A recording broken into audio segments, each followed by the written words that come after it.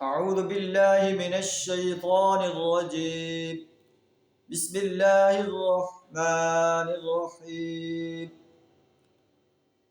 والليل إذا يغشى والنهار إذا تجلى وما خلق الذكر والأنثى إن سعيكم لشتى فأما من أعطى واتقى وصدق بالحسنى فسنيسره لليسرى وأما من بخل واستغنى وكذب بالحسنى فسنيسره للعسرى صدق اللہ العظیم۔ سورہ اللیل کی پہلی 11 آیات آپ کے سامنے تلاوت کی۔ ان آیات کے اندر اللہ تبارک و تعالی قسم کھا کر بیان فرما رہا ہے کہ ان سعیکم لشتی، اے دنیا کے انسانوں تمہاری کوششیں جو ہیں مختلف قسم کی ہیں۔ کوئی اللہ کا باغی بن کر اس دنیا میں زندگی بسر کر رہا ہے، کوئی اللہ کا اطاعت گزار بن کر اس دنیا میں زندگی گزار رہا ہے۔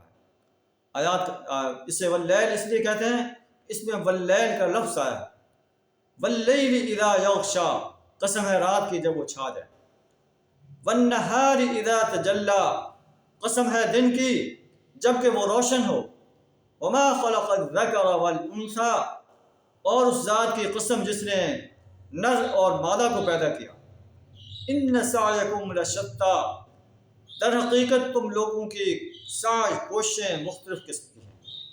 کچھ اللہ کے فرمانبردار بن رہے ہیں، کچھ اللہ کے سرکش اور باغی بن رہے ہیں۔ جو فرمانبردار ہیں وہ کیا کرتے ہیں؟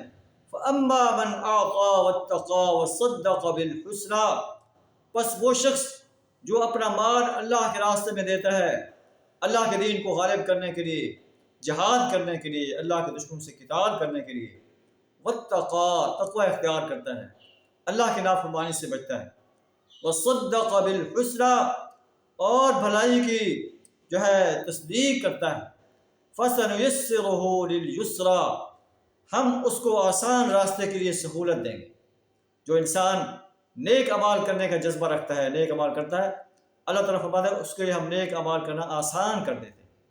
نبی صلی اللہ علیہ وسلم اہل ایمان کو دیکھیے کہ انہوں نے نیکی کا حق ادا کر دیا۔ 13 سال مکہ کے اندر انہوں نے تکالیف کو برداشت کیا لیکن دین کو نہیں چھوڑا۔ 10 سال مدینہ کے اندر جو ہے جنگ، اللہ کے دشمنوں سے جنگ اور قتال کرتے رہے، اللہ تعالیٰ ان کی مدد کرتا رہا، ان کو سہولت دیتا رہا۔ جنگ بدر کے اندر جو ہے اپنے سے 3 گنا لشکر کو شکست فاش سے 2 چار کیا۔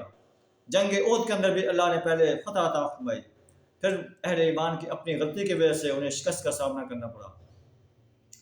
جنگ خندق کے اندر پورے عرب کی طاقت جو ہے دشمن نے لا کر جھونک دی، اللہ نے طوفانی آندھی چلا کر دشمن کو پسپا ہونے پر مجبور کر دیا۔ اللہ کیسے مدد کرتا ہے؟ فَأَمَّا مَنْ أَعْطَى وَاتَّقَى وَصَدَّقَ بِالْحُسْنَى فَسَنُيَسِّرُهُ لِلْيُسْرَى، اللہ فرماتا ہے کہ جو انسان اپنا مال اللہ کے راستے میں دیتا ہے، تقوی اختیار کرتا ہے، سچائی کی تصدیق کرتا ہے، بھلائی کی تصدیق کرتا ہے، ہم اس کے لیے آسان راستے کی سہولت پیدا کر دیتے ہیں۔ پھر انسانیت نے دیکھا کہ ٹھیک 8 سال بعد وہی مکہ جس نے آپ کو اور اہل ایمان کو جو ہے نکالا گیا تھا، آپ اس میں فاتح کے حیثیت سے جاتے ہیں، قریش مکہ کو آپ کا مقابلہ کرنے کی جرت نہیں ہوتی، الٹا وہ معافی کی درخواست کر رہے ہوتے ہیں۔ اللہ سبحانہ ہمیں بھی یہ عظیم راستہ، ان عظیم انسانوں کا راستہ اختیار کرنے کی توفیق عطا فرمائے۔ وآخر دعوانا الحمد للہ رب العالمین۔